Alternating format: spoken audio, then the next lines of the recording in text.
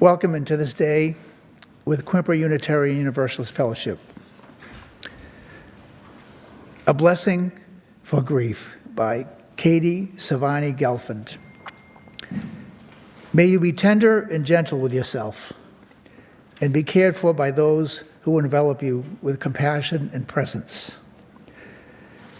May you know that there is so much beauty in your grief, especially when it feels messy. May you know that the depth of your grief is a measure of the love your heart is capable of. May you cry an ocean of tears and never fear the tides of your grief. May you scream in rage and emote your pain in safe and supported spaces. And may you never be judged for the power of your expression. May you be comforted by a blanket woven of love when you feel the harsh and palpable illusion of aloneness. May you remember in moments of despair that all life comes from the womb of sacred darkness and that something new will be born from this void. May you allow yourself to change. May the pain of your loss awaken you to the pulse of your humanity.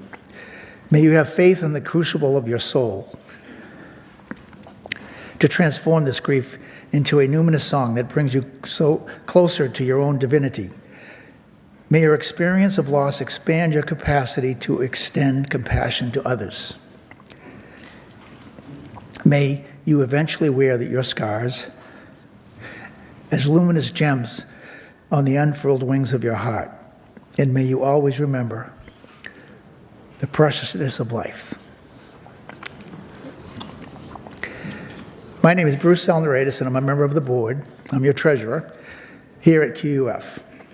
As we gather, I acknowledge that the water, land, and shorelines here in Port Townsend are the traditional territory of the S'Klallam and Chimicum peoples. We honor and acknowledge our indigenous members and neighbors and vow to help restore and sustain their homelands. If you're visiting today, I offer a special welcome and invite you to join us for refreshments and conversation in the fellowship hall. It's to your right as you leave the sanctuary after the service. We have a newcomers table near the patio doors, and it's also to the right, where our greeters are ready to answer any questions you might have. Welcome to you this morning. We're glad you're here. I'd like to welcome a very special guest to talk about our auction.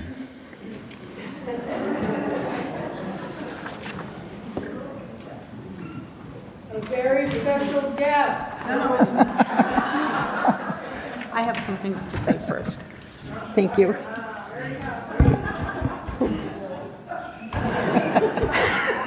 Who wants to hear about the auction? First of all, the auction team would like to thank everyone who has sent in an auction donation. Wow, my goodness, what wonderful donations. Thank you. There's lots of fun ahead, including the Camp Bid-A-Lot auction event on Saturday, November 11th. Hope you have that on your calendar.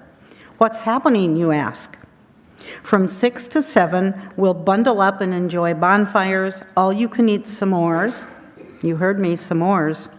Light bite appetizers, and more. You can sign up on the auction bulletin board right out in the foyer to bring light bites or to help with a task if you are so inclined. At 7, we'll head into the sanctuary for a wonderful program. Can't be there? No problem. The auction program from 7 to 8 will be streamed on YouTube. Please get your ticket by November 5th to help us plan the event. The suggested donation is $15 per person. Those 18 and under are free, and we have free childcare. Tickets are available on Sundays, in fact, right outside today, and in the office Tuesday through Friday, 10 to 3.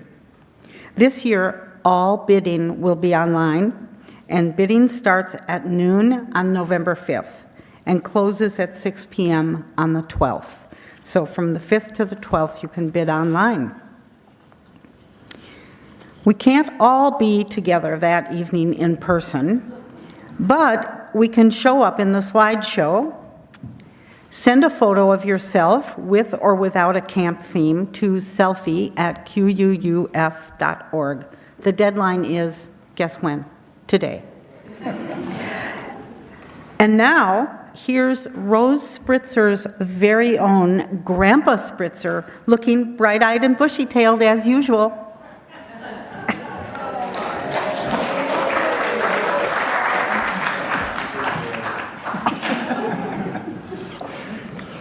Hello, everyone. Rose asked me to inspire you. I hope you are ready because I intend to earn my stripes. Let's go. I am famous for inspiring boldness. I have two messages for you today. One, always remember bad decisions make great stories. And two, as Bart Simpson once said, I didn't get where I am today by putting the lid on the blender. Got the wrong script. Oh dear, I really mixed up my speeches today. That was my halftime speech for the Little Stinkers Basketball League where I coach. I just love those kids. Oh dear, I'm almost out of time. Let me just remind you what Robert Frost wrote about being bold. Freedom lies in being bold. So whether you are buying raffle tickets, bidding on a donation, or approaching the all-you-can-eat s'mores bar, be bold. Be bold. Boldly support QUUF. Thank you. And thank you, Grandpa Spritzer. I'm feeling bolder already. The auction is our chance to help support QUUF, purchase some great goods and services, connect, and have some fun. Now that donations are in, thank you. It's time to get your tickets. And be bold. Be bold. And have a sensational auction. Thank you.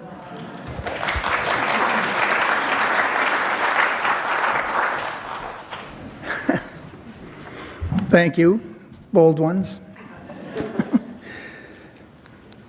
Today's flowers are dedicated in loving memory of Ludmilla Valenza, loving mother from Victoria Pursley. After the service today, you're welcome to come to the pumpkin carving in the RE building, Religious Education Building. We moved it inside from the cold so you can stay warm and carve up. We now have a special time for all ages.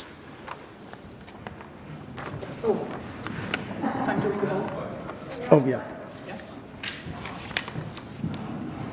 Let us settle our minds and calm our hearts. Good job.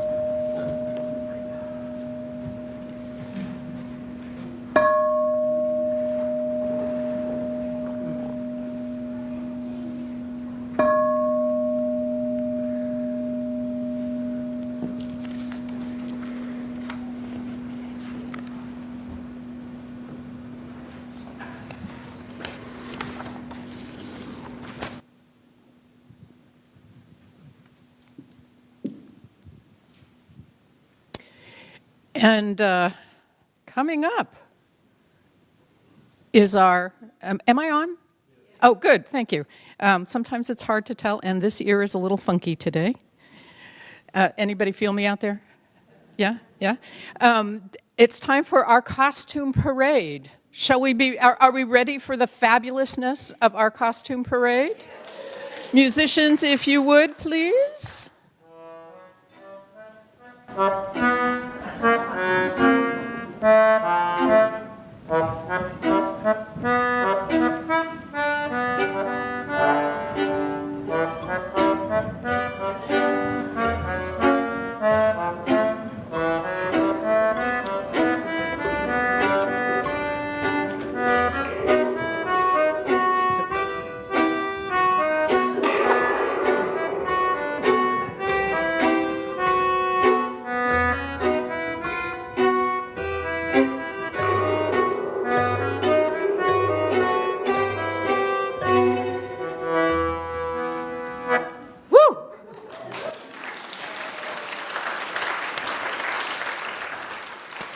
And now we get to hear who all of these creatures and folks are. Would you like to start? Tell us who you are.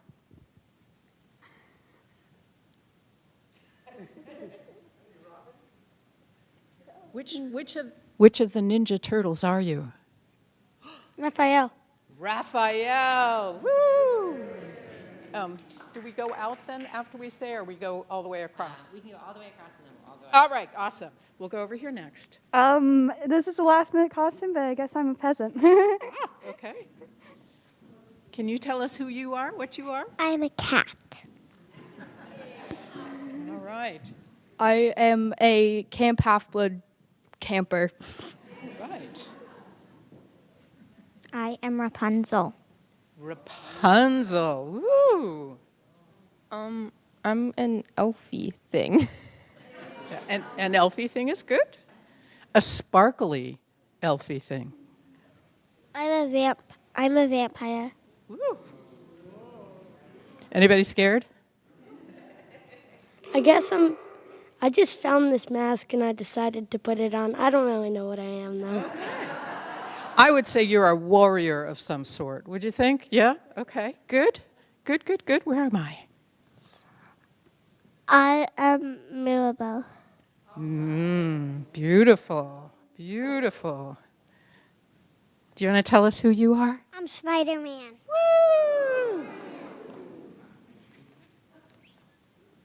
I seem to have taken the wrong turn.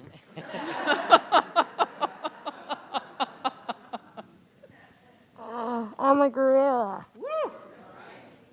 All right, do we have scary, are we a little scared about the gorilla? Yeah, yeah, yeah. I'm Fantastic Mr. Fox. And then, can we hear? No. Would you like to introduce both of you? This is my ghost, and I didn't feel like dressing up today. Okay, didn't feel like dressing up. Welcome to all the spirits and sprites and strange folk who have come to join with us. And now we will exit. Yes, we will exit, I think, to more of the fabulous music.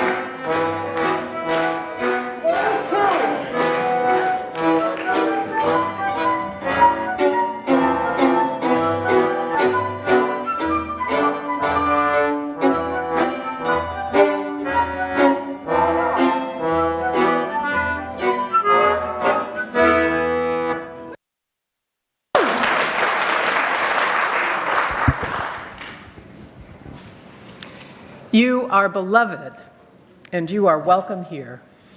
Whether tears have fallen from your eyes this week or gleeful laughter has spilled out of your smiling mouth. You are beloved, and you are welcome here. Whether you are feeling brave or broken-hearted, defiant or defeated, fearsome or fearful. You are beloved, and you are welcome here. Oh, whether you have untold stories buried deep inside, stories that have been forced beyond the edges of comfort. You are beloved, and you are welcome here. Whether you have made promises, broken promises, or are renewing your promises. You are beloved, and you are welcome here. Whatever is on your heart, however it is with your soul at this moment. You are beloved, and you are welcome here. In this space of welcome and acceptance, commitment and recommitment, of covenant and connection, let us worship together. And now as Denise comes over to light our chalice, Sorry. It's okay. Go Linda, ahead. it's the first time in her decades-long ministry career that she's being the assistant, right? Never take, being in charge. It's a thing. Right. Yeah. To her more junior colleague. So we're going to do the chalice lighting a little bit different today. Oh, okay. Yes, I know. Okay. And then, so you're going to do this part. Uh-huh. Oh, and I'm going to do that You're going to do that part, yeah. So I've noticed lately that if we put all the words up, everyone has this sense of competition. How fast can we spill the words out of our mouth and have no idea what we said? So we're going to do things a tiny bit different. And I'm going to give you a couple of the words here and there, and I will go like this, and I will say it, and you will repeat just those words. So we're going to practice, okay? So I'll say, like, got it, and you'll say, oh, look how good you are at this. So this is written by a beloved colleague of Reverend Linda and mine's, Reverend Julian Jamaica Soto, who's a great poet and fabulous word magician of ours, yes. So the thing about the future is that it's happening right now. Right now. And now. And now. And who we can give a glimpse of who we will become. And should you have concerns, or perhaps ways you would rather be, the good. Good news is this. In the glowing palm of the malleable present burns an invitation to your favorite self. Your favorite self. Oh, you're so good at this.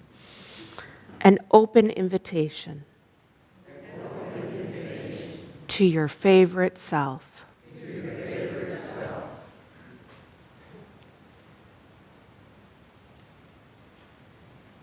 Thank you.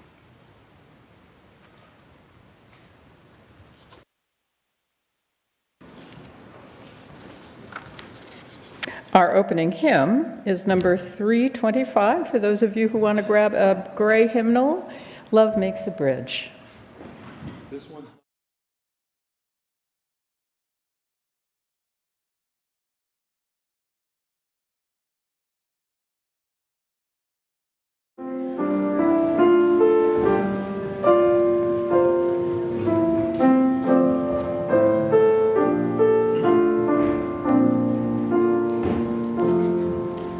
Love makes a bridge from heart to heart and hand to hand. Love finds a way when laws are blind and freedom banned. Love breaks the walls of language, gender, class, and age. Love gives us wings to slip the bars of every cage. Love lifts the hopes that force and fear have beaten down. Love breaks the chains and gives us strength to stand our ground. Love rings the bells of wanted birth and wedding day. Love guides the hands that promise more than words can say. Love makes a bridge that winds may shake, yet not destroy. Love carries faith through life and death to endless joy.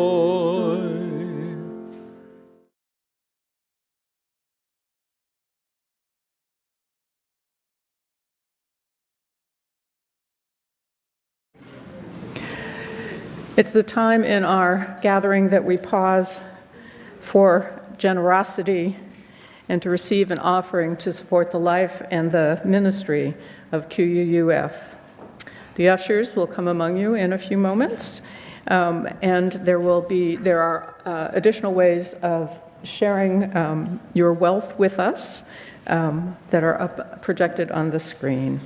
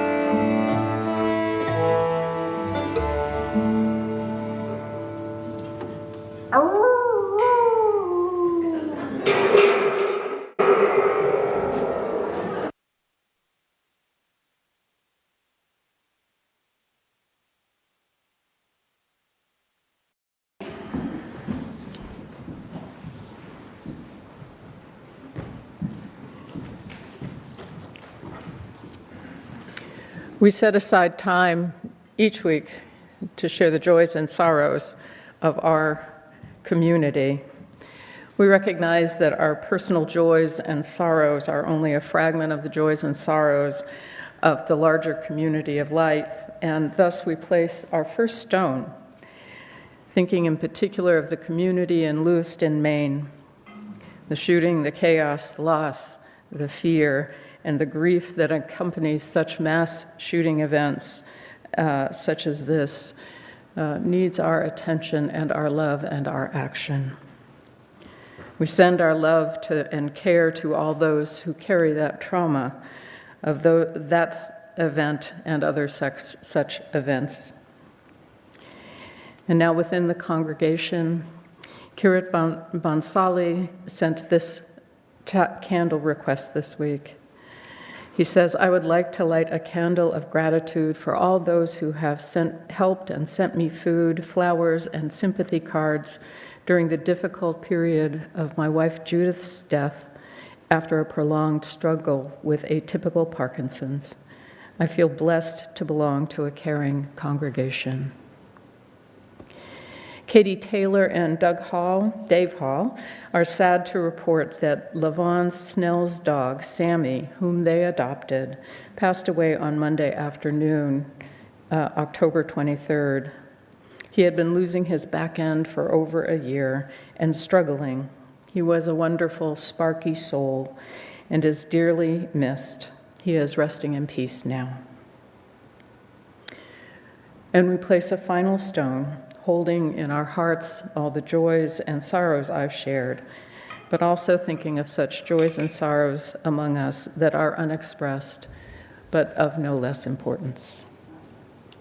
Thank you, Denise. I invite you into a time of quiet and reflection, meditation, prayer, just stillness, as is most your custom. And close your eyes if that's comfortable. Encourage a deep breath, maybe seeing if you can relax your shoulders a little bit. We'll have words and then a time of stillness together. Spirit of love and of life, as the earth spins and tilts on her axis and the seasons shift, leaves in brown and red and gold scatter the pavements, chill air in the mornings, breath visible. May we know in this time that change is all there is in life. Seasons, loved ones come and go. Our bodies age. What was once easy is difficult. We grow in wisdom if we are lucky. You, Spirit of life, are constant, the breath of life that connects us to all that is, to what is lost, and to what is found. May we remember all we have is this moment, and freedom is found not in the clenched fist, but in the open hand. As life flows around us and through us, may we love as well as we can, hold gently and loosely, and bless each other as we come and go. Let us pause in stillness.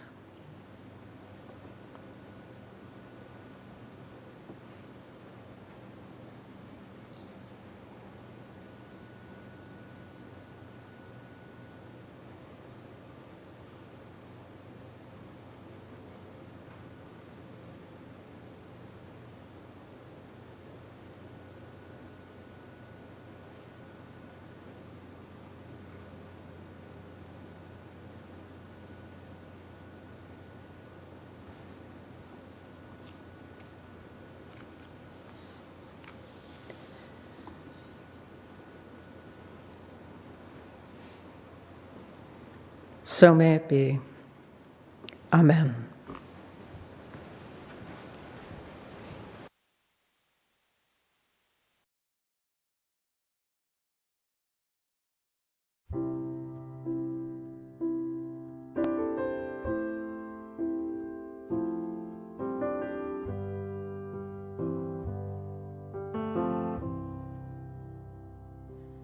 I am open and I am willing, for to be hopeless would seem so strange. It dishonors those who go before us, so lift me up to the light of change. There is a in my family, and there is sorrow in my town. There is a panic all across the nation, and there is wailing the whole world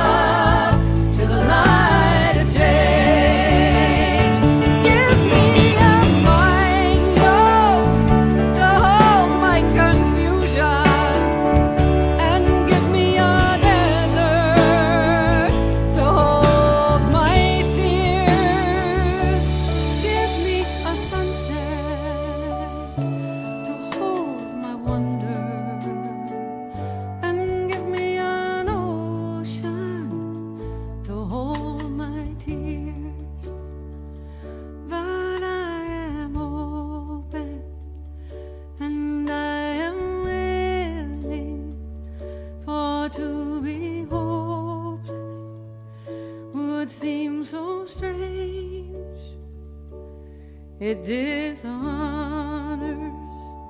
those who go before us. So lift me up to the light of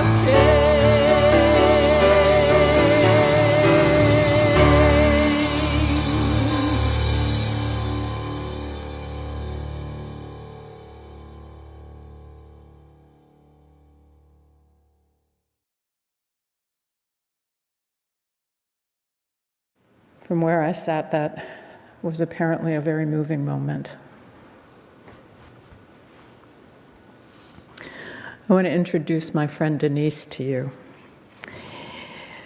Denise serves the Countryside Unitarian Universalist community. I don't know. It's a long one.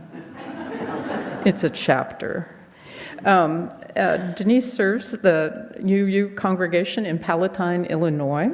She is visiting with her partner, Reverend Matt, who serves a congregation in, I don't know, somewhere outside of Milwaukee. Yeah. Wisconsin. I got the right city. I mean, I think that was pretty good. I'm sorry? A state. A state, yeah, in Wisconsin. They live in Milwaukee, and they're visiting, and I'm so happy. Matt was my first intern some years ago now, before the pandemic, and he is a gift to Unitarian Universalism, as is Reverend Denise, who is here with us today. They're visiting, and I got the luck to invite them to come and be with us today. So thank you, Denise, and over to you, my dear. All right.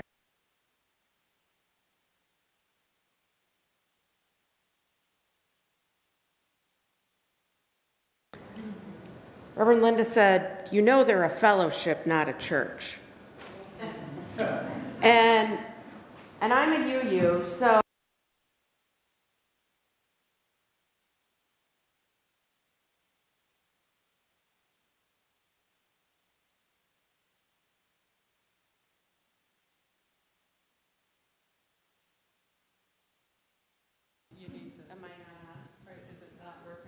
Okay.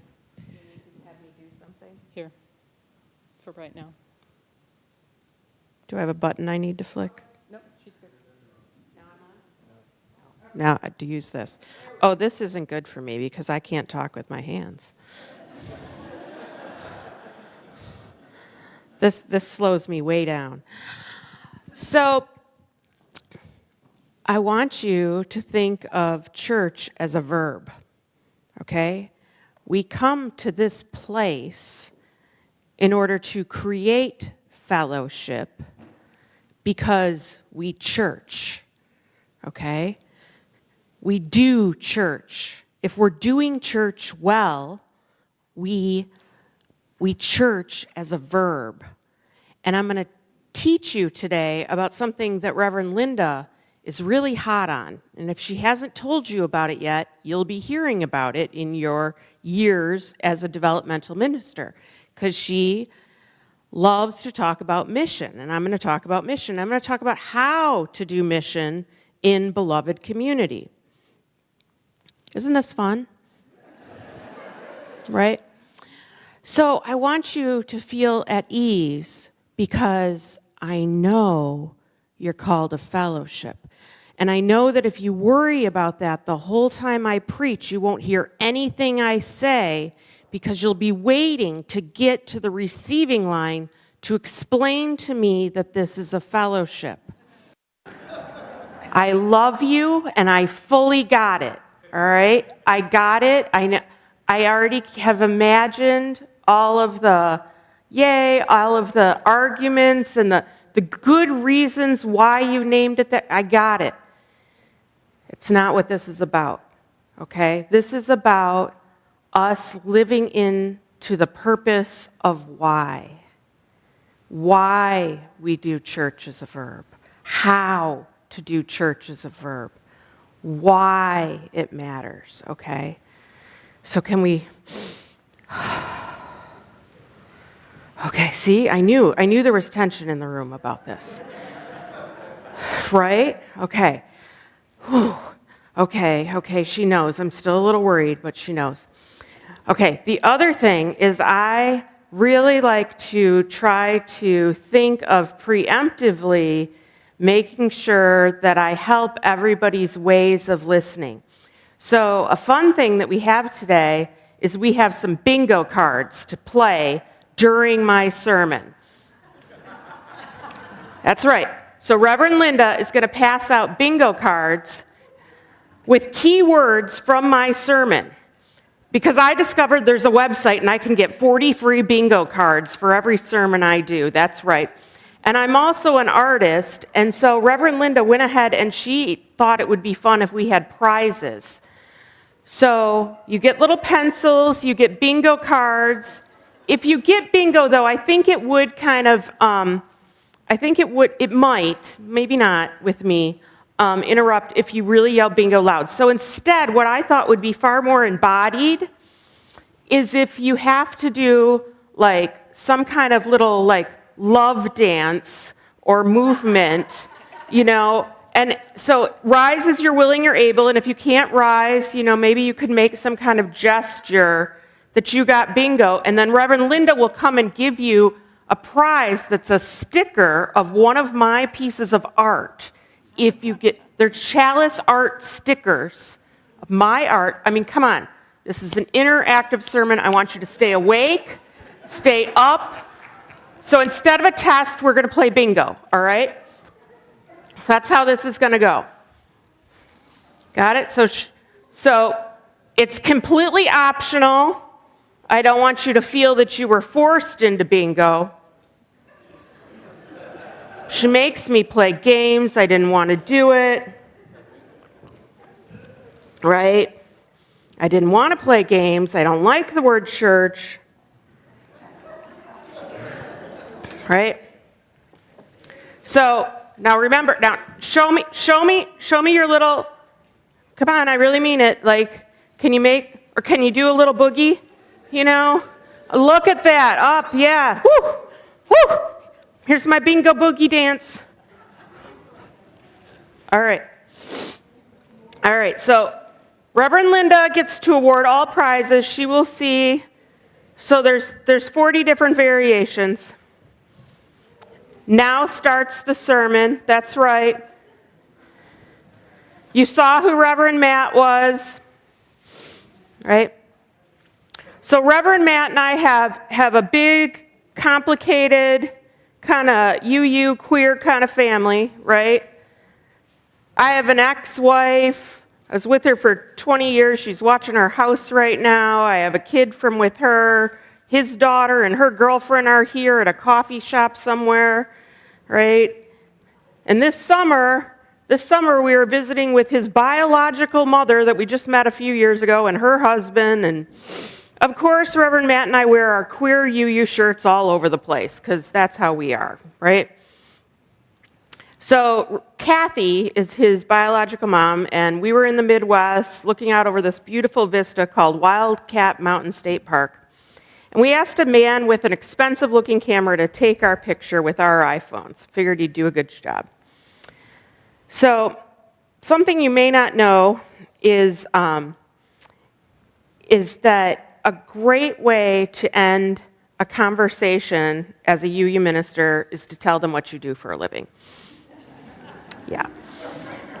So Reverend Matt can make friends with just about anyone, and he starts talking to the man that he's asked to take our picture, and everything's going along great until he says, "What do you do for a living?" And we're like, we're ministers, right? And, you know, we kind of get to the heart of everything you're not supposed to talk about right away. Religion and politics, right? Yay, let's end everything. So this is this familiar, messy conversation that we have, okay? Yes, we're both ministers. There's a look that ensues. And a careful step back, right? And then we go, oh, not that kind of minister. We don't even know what they're thinking, right? But not that kind of minister. And then we give these elevator speeches. I mean, you should hear how fast we can spit them out, right? Well, you see, we serve congregations where atheists and Jewish people and Buddhists and pagans and Christians, they all worship together, and we carry out our values in the form of, social justice, and we work on developing the beloved community. And then the person turns out to be a public school teacher. So, of course, Reverend Matt, always building community, is like, oh, we have so much in common in our professions, right? He's always making a new friend and evangelizing our faith. And remember, we have all these layers of family going on here, right? And so Kathy's husband remarks how they don't believe in any of that religion stuff, which is fun. It doesn't make it any more awkward than it all already is, right? We're ministers. You don't believe in it. Great. And then Kathy says, I don't know why you need a church anyway to do any of that stuff. Why can't you just do it on their own?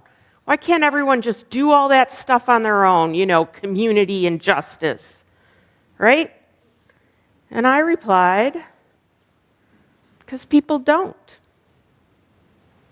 People don't just go do those things on their own. So, people often will hear me say Unitarian Universalism or church, or you can fill in the word fellowship, or community, or congregation, for us, is the opportunity for each of us to have our efforts magnified, right? It's where 1 + 1 = more than 2, right? That's why church.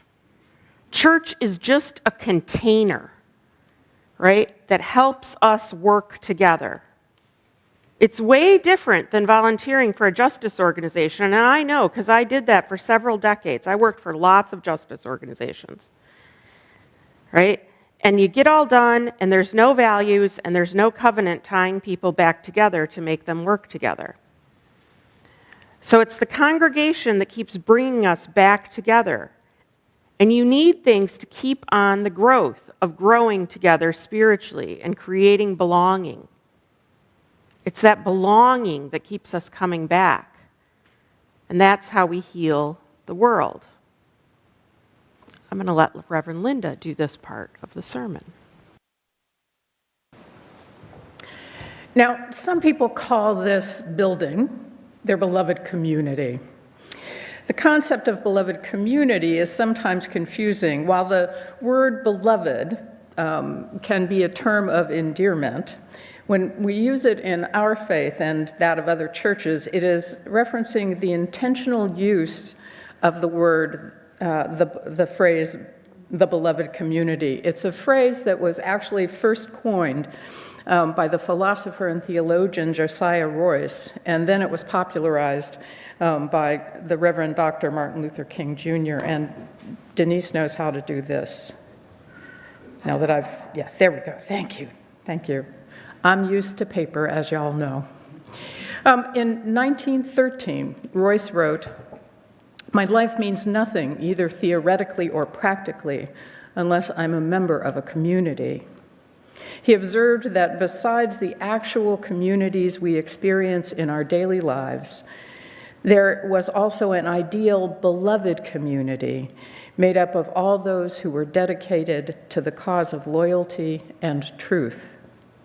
Royce did not see the community as a static truth, as a static object, but as an all-embracing, radical idea of unity. Back to you, my dear. Thank you.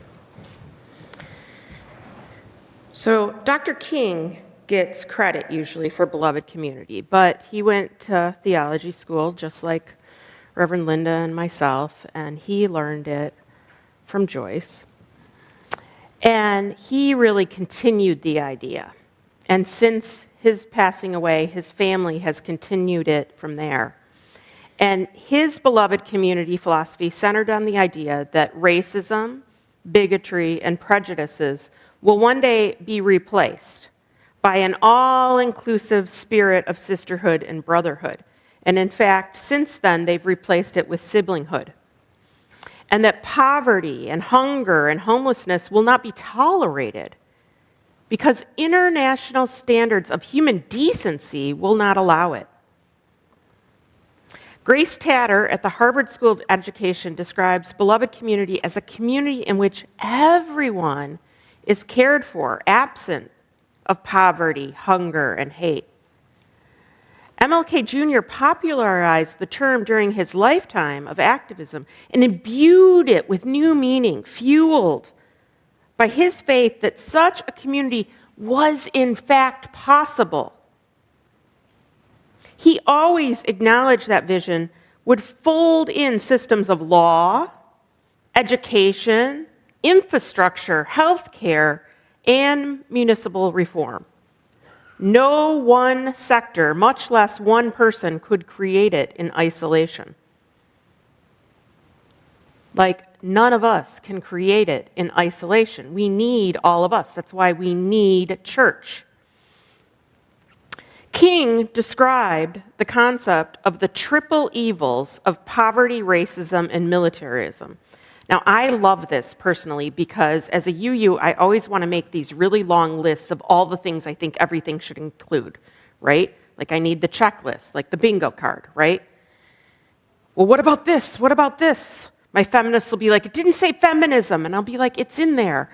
And then we'll say, but racism's bigger, but it's in there. Poverty, racism, and militarism, the three evils, included it all.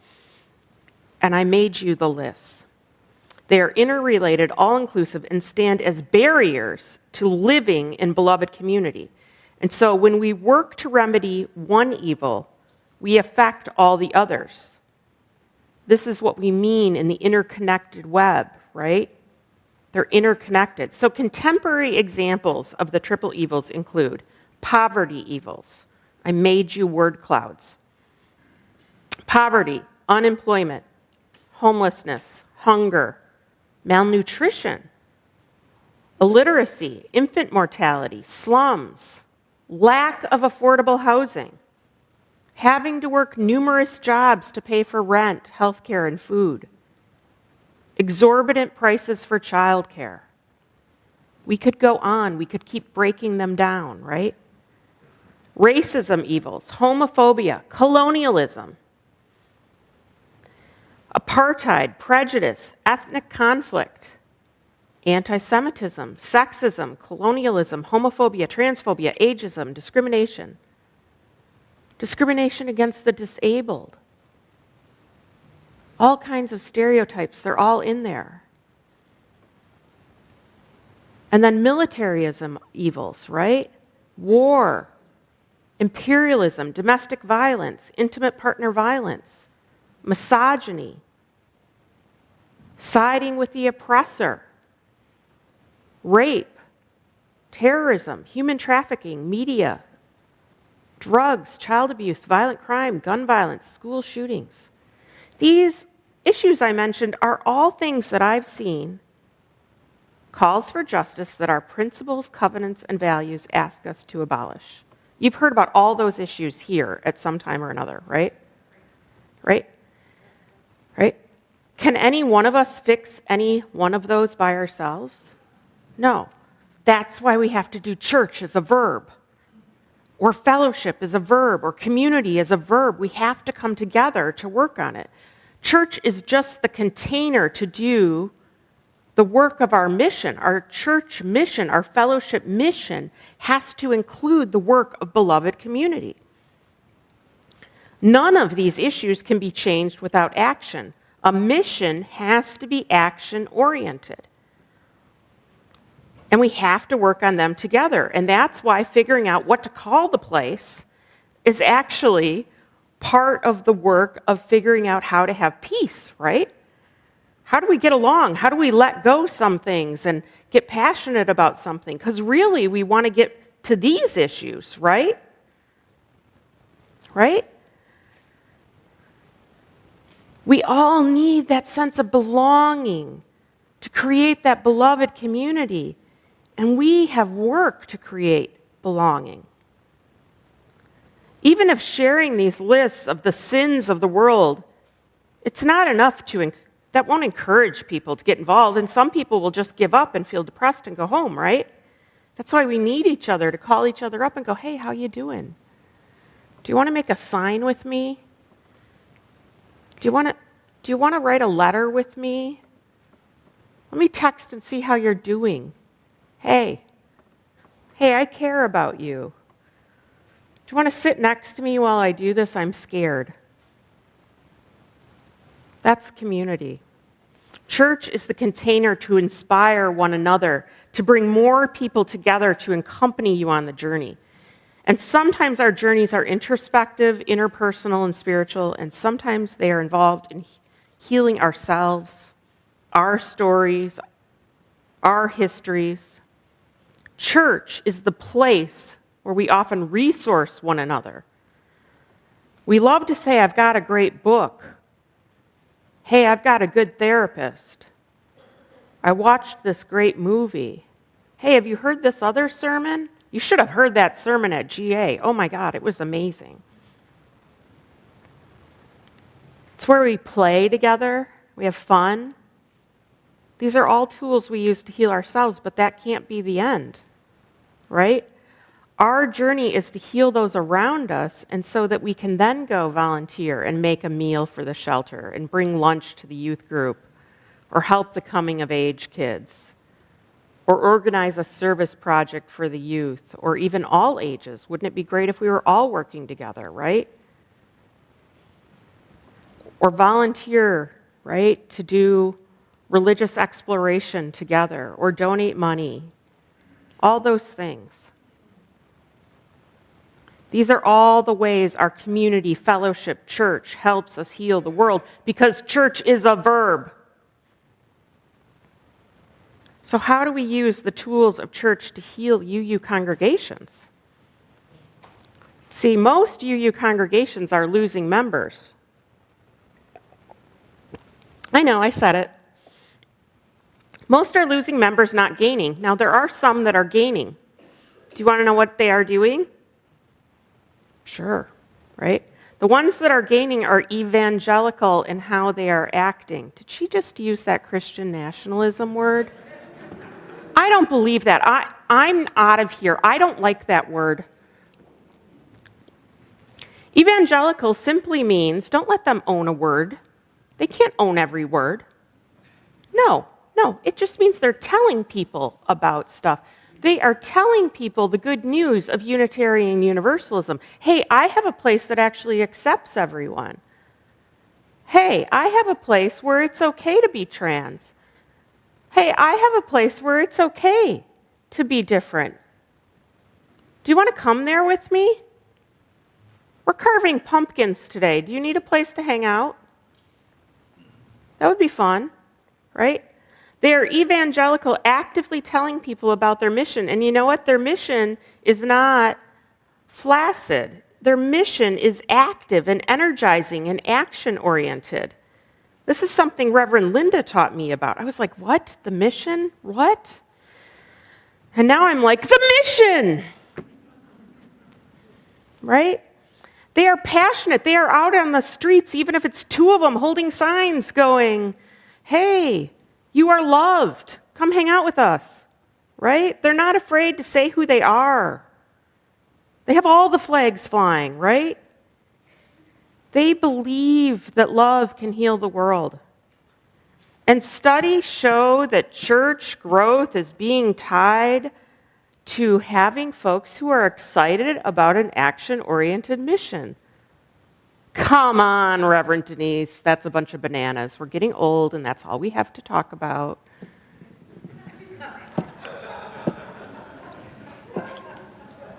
No, honest to God. Yeah, people who have a mission that is action-oriented, that they're excited about talking about and sharing, are growing.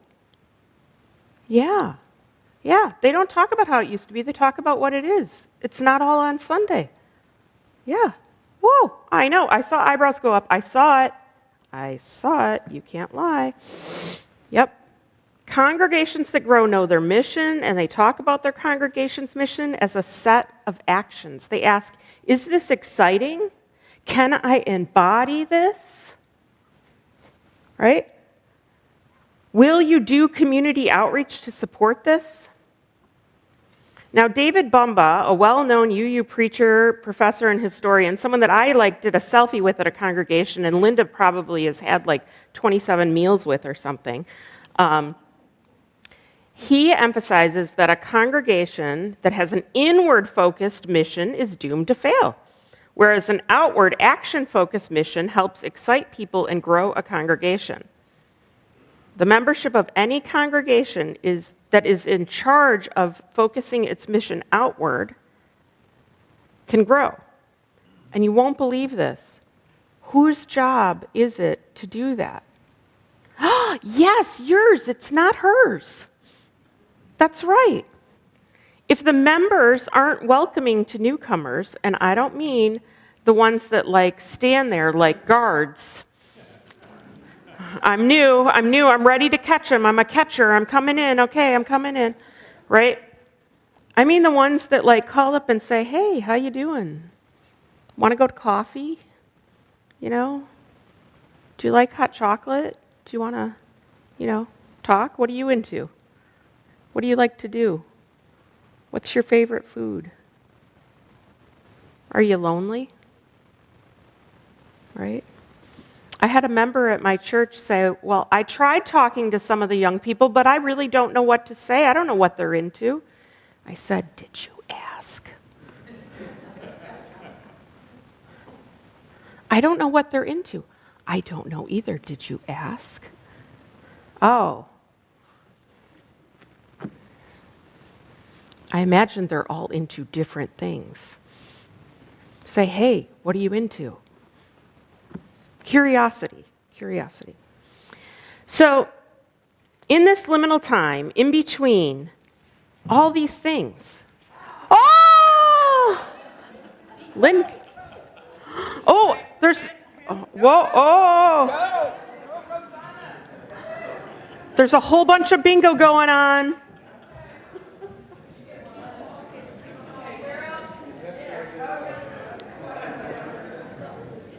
I think you should have to keep dancing, right?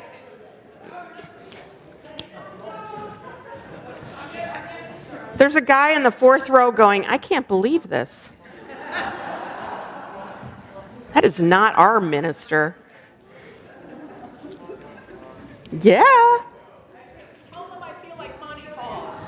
She feels like Monty Hall. I don't even know who that is.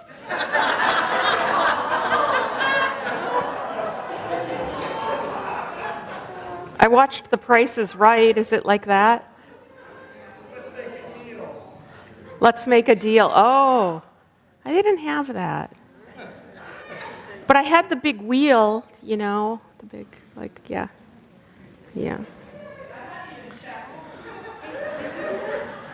I love when my congregants tell me that I'm young people, all right?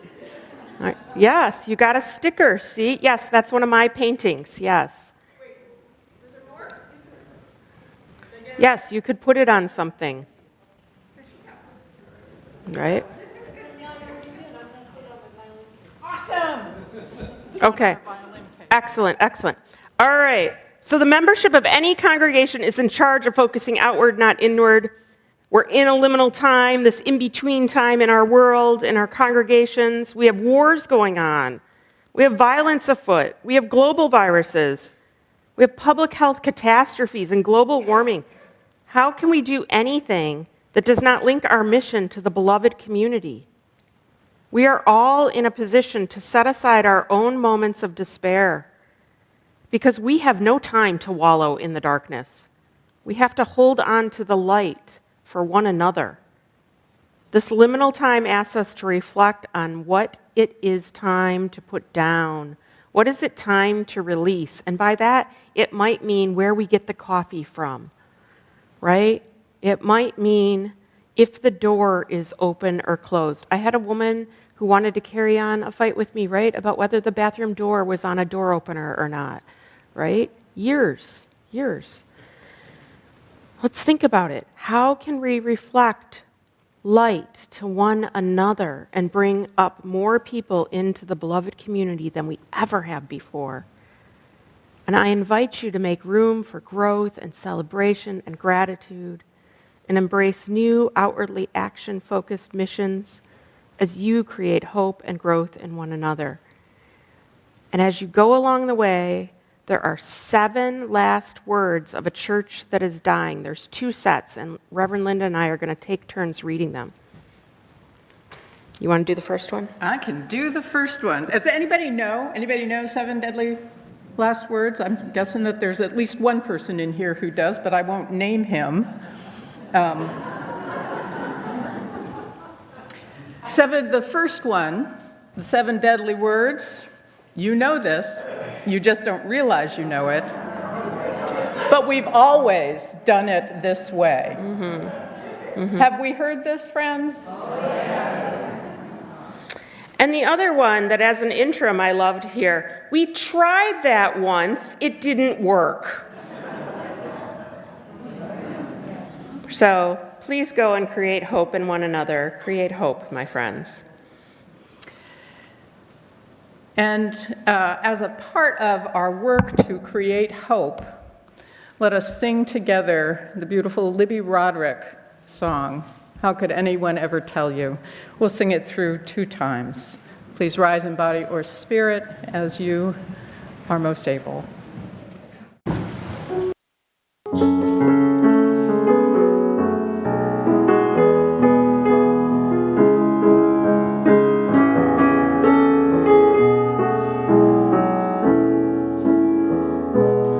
How could anyone ever tell you you were anything less than beautiful? How could anyone ever tell you you were less than whole? How could anyone fail to notice that your loving is a miracle? How deeply we're connected to my soul. How could anyone ever tell you you were anything less than beautiful? How could anyone ever tell you you were less than whole? How could anyone fail to notice that your loving is a miracle? How deeply you're connected to my soul.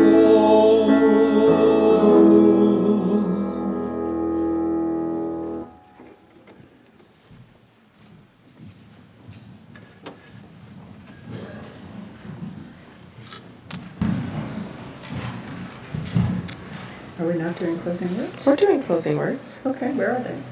Isn't this it? No, we do that last. Oh. I don't know. They're not there. Okay. So Reverend Denise and I have a similar thing. We apparently forgot to put in the closing words. So we'll just move right along to extinguishing the chalice. Please say the chalice. We had great words. Wait, let me look. Okay, we're going to look because this is how we are. Yeah. Right, they know this. They know that. They know how this is. Okay, I don't know. I don't know where they went. Okay. Yeah. Weird. Yeah. Weird. Okay. Well, there it is. She has trained this congregation well to expect this, and we're okay with it. Yeah. I think we had something really nice. Wait, there's another dance? No. Oh. No, we're good. Okay. All right, shall we do this, friends? Oh, wait. Are you just saying yes? Oh, do it. Okay, we extinguish this flame, but not the light of truth, the warmth of community, the fire of commitment, the power of transformation, and the peace in our hearts until we are together again. Some days.